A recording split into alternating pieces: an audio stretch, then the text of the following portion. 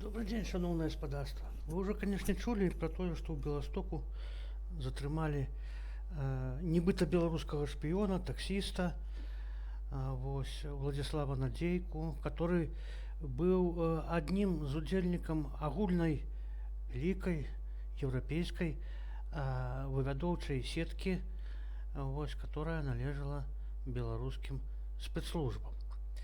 Я признаюся, что пропусціў гэты момант адразу, чамусьці, не ведаю. Апошнім часам не так цікаўлюся падзеямі палітычнымі ды іншымі, як раней. А літаральна учора я пра гэта даведаўся. І хачу падзяліцца сваімі думкамі, таму што, нейкім пэўным сэнсе я маю дачыненне да гэтага Надзейкі ускоснае, хутчэй за ўсё. Але такі маю. Бо ён годны кадр гродзенскага юрфака. Гродзенскі юрфак даў нам шмат высокапастаўленых чыноўнікаў, суддзяў, пракурораў, следчых, мытнікаў, міністра юстыцыі нават. Да якога я дакладна меў дачыненне. Дактароў навук, дацэнтаў, і прадпрымальнікаў ды іншых вядомых і карысных для радзімы асобаў.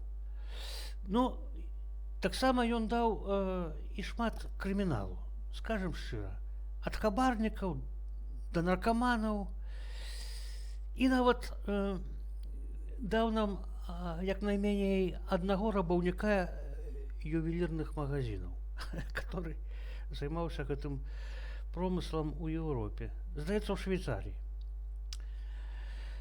Але пра шпіёнаў з гродзенскага юрфака мы дагэтуль не ведалі. Што і зразумела, бо гэта самая таямнічая дзяржаўная таямніца, хто ёсць шпіён на самой справе.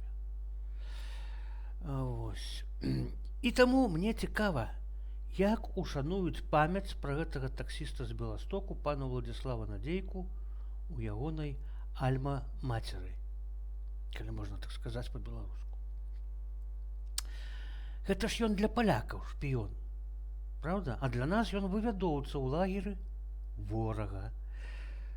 Сапраўдны наш, не які-небудзь там польскі наркаман-дэзерцір, который ці то павесіўся, ці што зарабіў потым, калі да нас перабег, і некарумпаваны польскі адміністратыўны суддзя.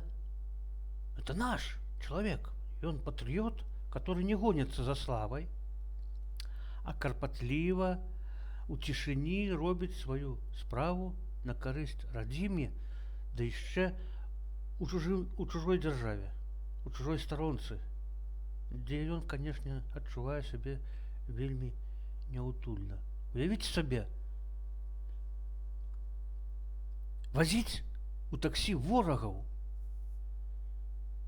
на іх замовы. Уяўляеце, як яму крыўдна, так, па сутнасці? Мне так падаецца.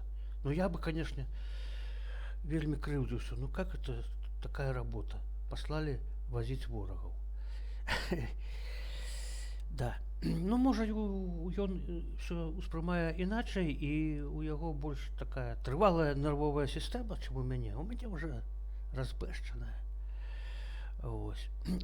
Гаворка не пра мяне, а пра то, што это наш герой, калі, конечно, все гэтыя паведамленні варожых медыярэсурсаў наконт затрымання нашага шпіёна, вывядоўца, пардон, з'яўляюцца праўдай, а не правакацыяй, не хуснёй натаўскай, не правакацыяй НАТО і не правакацыяй польскай дэфензівы, як мы прывыклі казаць тут у сябе. І так, яшчэ дадам на заканчэнне. А мы вам казалі не раз, што сучаснае таксі гэта блатката, публічны дом і наркамагазин на колах. Як высвятляецца, гэта яшчэ і шпіёнская яўка. А што вы думаеце наконт гэтага ўсяго?